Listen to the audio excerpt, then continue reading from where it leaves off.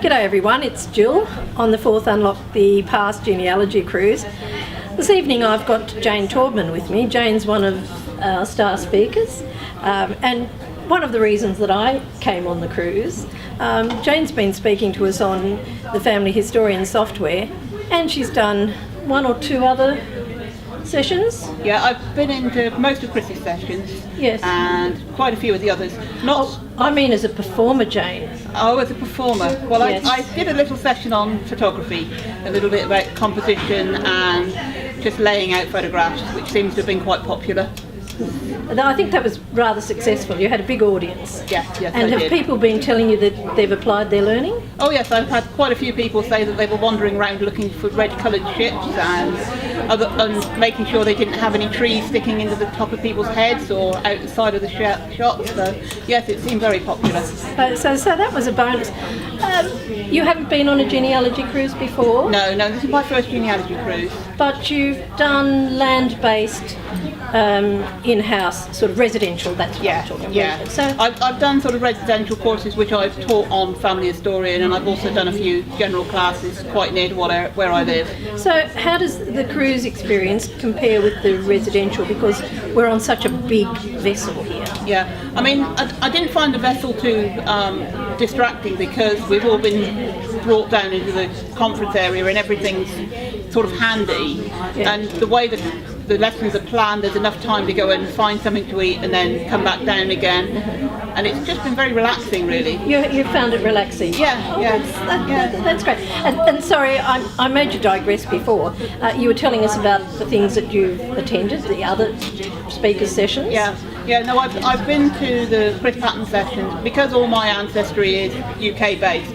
Then a lot of the specialist Australian sessions, there wasn't much point in me coming to. But anything that was Ireland from my lovely husband's Irish ancestors who hide under rocks, and for other sort of Scottish ones, just so that I get up to speed with the sort of more of the UK.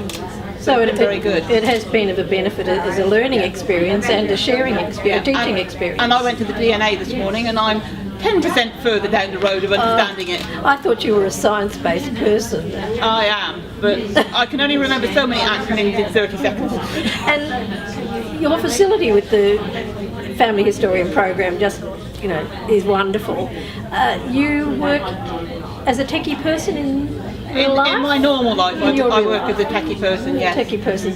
So has that helped you, or has that encouraged you to further your knowledge and interest in family history? And why are you so passionate about this program? Well, I picked it up when it came out first, which is now about 10 years ago. Yeah. And when it came out first, it was more orientated towards techie people, but over the years he's added a lot more simpler functions as well as more advanced ones.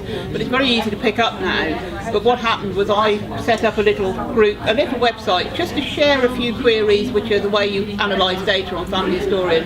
And it sort of grew, and I think we've got about 8,000 signed up members now. I am. You are. I've been a Very registered good. member for a while, and I find it really valuable. So you've got no interest, no pecuniary interest at all in this software. You just No, I've just always been really keen on it. Yeah. I mean, I do Why? occasionally, because it's easy to use, and because it uses GEDCOM to store its information, and GEDCOM is like a standard generic way of sharing family history data with other people.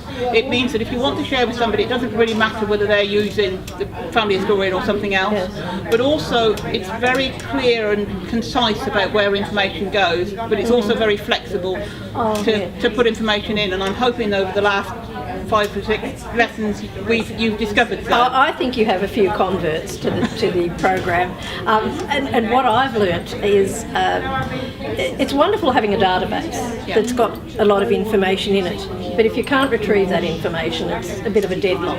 Yeah.